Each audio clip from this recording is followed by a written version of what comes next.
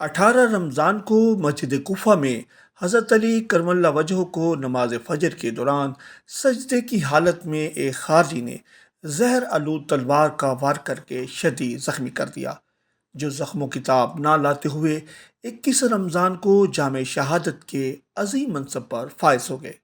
کوفے میں رو رہی ہے، کوفے میں رو رہی ہے، سارے رنگ زہرا جائی۔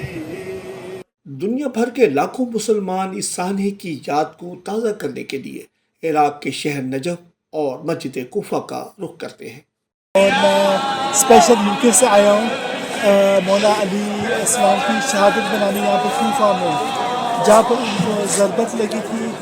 حضرت علی کرم اللہ وجہہ کی شہادت کو 1400 سال گزر چکے ہیں، لیکن آج بھی دنیا بھر سے لاکھوں زائرین عراق کے شہر نجف کا رخ کرتے ہیں اور شہداء کربلا امام حسین علیہ السلام کے بابا سے اپنی محبت کا اظہار کرتے ہیں۔ سید عامر حسین تکوی، نجف اشرف، عراق۔